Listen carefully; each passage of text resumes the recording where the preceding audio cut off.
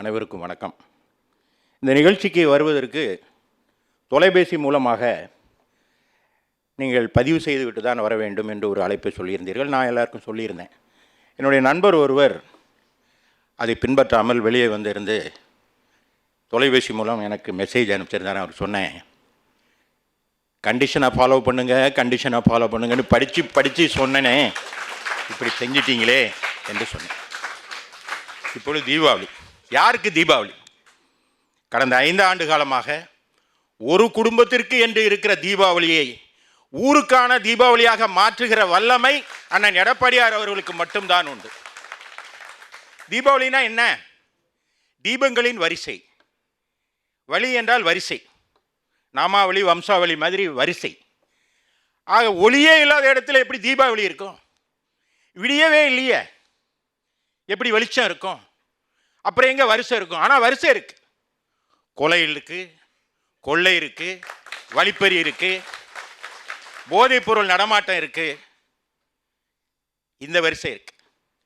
தீபாவளினா நரகாசுரன் அழியணும். நரகாசுரன் நான் படித்து பார்த்தேன். நான் கிறிஸ்தவ சமுதாயத்தை சேர்ந்தவன். நரகாசுரன் அப்படி என்னங்க தப்பு பண்ணான்னு கேட்டால், பெண்களை வதைத்தான் என்று இருக்கிறது. அது எப்படி பெண்களை வதைத்தான் என்று பார்க்கிற போது யோசித்து பார்த்தேன். அப்போ அண்ணா யூனிவர்சிட்டி கிடையாது. அப்போ கிருஷ்ணகிரியில் போலி என்சிசி கேம்ப் நடந்திருக்காத. விருகம்பாக்கம் போலீஸ் கான்ஸ்டபிள் பாலியல் தீண்டலுக்கு ஆளானார். அவர் அங்கே போயிருக்க முடியாதுன்னு நினச்சேன். ஆனால் 10,600 பெண்களை வதைத்தான் என்பது வரலாறு. இது புராணம்.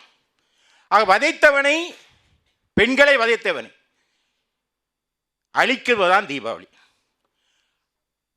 பாலர் பள்ளிக்கு செல்கிற பச்சிளம் பிள்ளையிலிருந்து பல்லு போன பாட்டி வரை எவனையும் விட்டு வைக்க மாட்டேங்கிறான். நரகாசுரப்ப யாரு உங்களுக்கு தெரிஞ்சிருக்கும். இந்த நரகாசுரன் அழிந்தாதான் தீபாவளி. அதை செய்ய வல்லமை மிக்கது யாரு? அண்ணன் எடப்பாடியாரால் மட்டும்தான். கிழக்கின் திசையிலே வெளிச்ச புள்ளிகளை விதைக்கிற வல்லமை எடப்பாடியாருக்கு மட்டும் உண்டு. எங்கிருந்தோ வந்தான், இடைச்சாதி நான் என்றான், இன்றுவனை யான் பெறவே என்ன தவம் செய்து விட்டோம். இங்கிருந்து தான் வந்தான், தொண்டர்களிடம்தான் வந்தான்.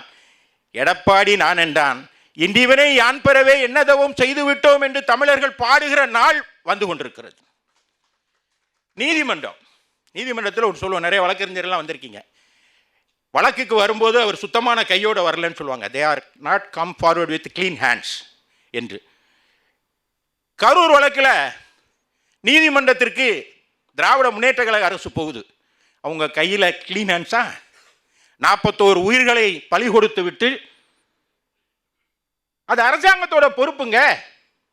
பாலபாரதி அக்கா அவங்கள ஆர்கியூ பண்ண விட்டுருந்தா கூட ஓரளவு நின்றுருக்குன்னு நினைக்கிறேன். எஸ்ஐடியோட போயிருக்கோம். ஆனால் அதிமுக மனுதாரருக்கே தெரியாமல் மனு போட்டுச்சாமே, அது கிளீன் ஹேண்ட்ஸா? நான் வரேன். Clean hands. அப்போ தீர்ப்பு வந்துருச்சு. தீர்ப்பு வந்தோடனே என்ன சொல்லணும்? அது எப்படி சிபிஐ வந்தால் விஜய் இனி பாஜக பிடிக்கு போயிடுவார். 41 பேருக்கு நியாயம் கிடைத்தா சரின்னு இல்லை நீங்கள் பேசணும். நடுநிலையாளர்கள் 41 பேருக்கு நியாயம் கிடைச்சா சரி என்று நீங்கள் என்ன வேண்டாமா? அண்ணன் சிபிஎம் கட்சியோட தலைவர் திரு சண்முகம் பேசுகிறார், அது இடைக்கால தீர்ப்பு. ஏங்க என்னங்க, யாரை காப்பாற்ற பேசுறீங்க? எதற்காக நீங்கள் இப்படி பேசுறீங்க? அது தீர்ப்பு தானே. அந்த தீர்ப்பு மூலமாக 41 பேருக்கு நன்மை கிடைத்தா சரின்னு தானே நீங்கள் பேசியிருக்கணும். சண்முக அண்ணன், நீங்கள் பேசுனீங்களா? பேசலை. திருதராஷ்டிரன், அவனுக்கு கண் பார்வை கிடையாது. கண் பார்வையற்றவன் திருதராஷ்டிரன். அவனை திருமணம் செய்து கொண்ட பாவத்திற்காக காந்தாரி கண்ணை கட்டி கொண்டு இருந்தால் என்று புராணத்திலே பார்க்கிறோம். இவங்கெல்லாம் கூட்டணி கட்சினர். எனவே இவங்களும் கண்ணை கட்டி கொண்டு இருந்தால், நான் புராணத்தை தாங்க சொன்னேன். கார்ல் மார்க்ஸ் கல்லறையில் புரண்டு படுக்க மாட்டாரா? உங்களுடைய நடவடிக்கைகளை பார்த்து புரண்டு படுக்க மாட்டாரா? தமிழ்நாடு காங்கிரஸ் கமிட்டியினுடைய தலைவர் செல்வ பெருந்தகை, அவரும் கையோட வரார். கை விட்டுறாது. உதயநிதி சொல்றார், அந்த கைவிடாத கையில் என்ன இருக்குன்னு பார்த்தா சாமரம்.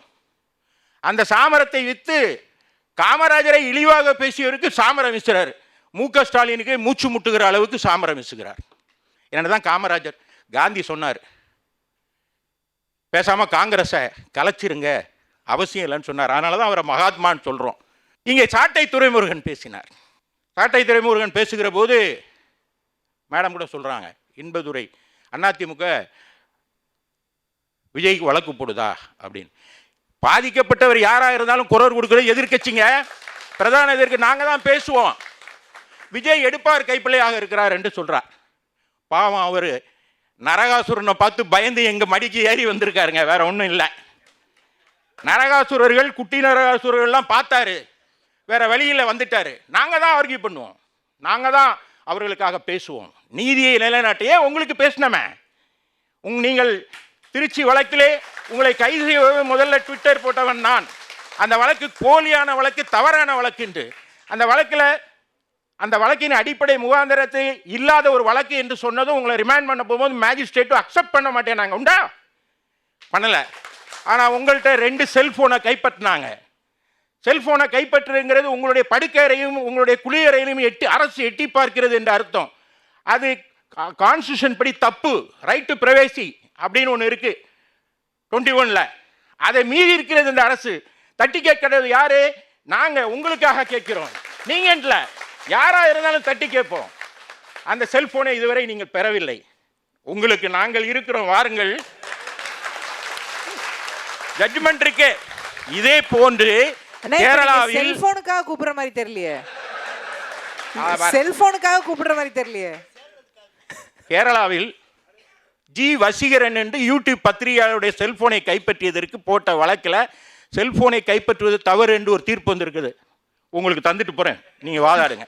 உங்களுக்காக பேசுவது தான் அதிமுக.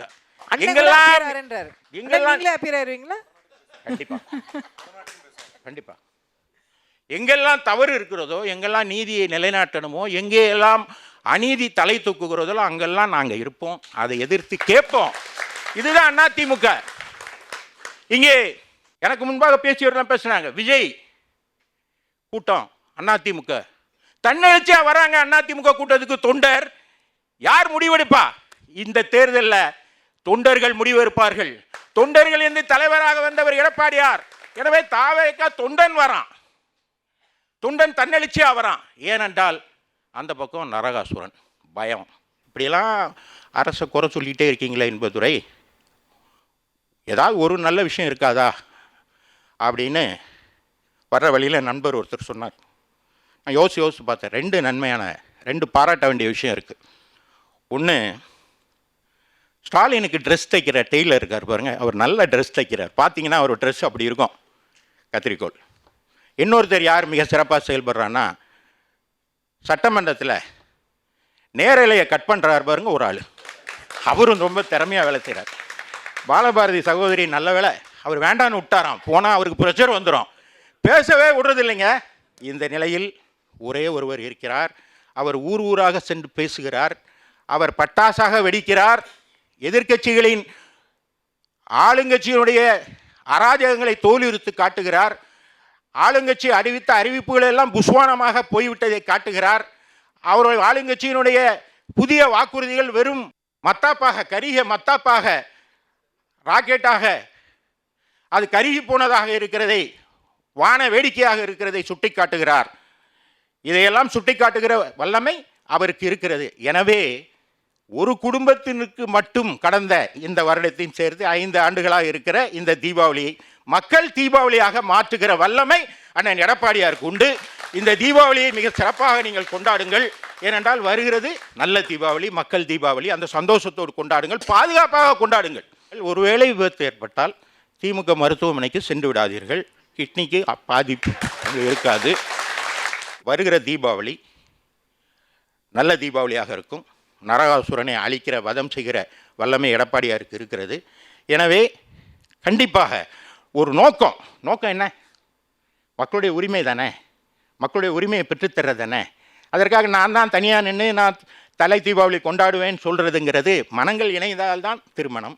திருமணத்துக்கு பிறகு தான் அது பேர் தலை தீபாவளி. இல்லைன்னா கடைசி வரை அடுக்கலையிலே படுத்து கிடக்கிற அத்தை பாட்டியை போல காலாவதியை போய்விடுவீர்கள் என்பதையும் சொல்லி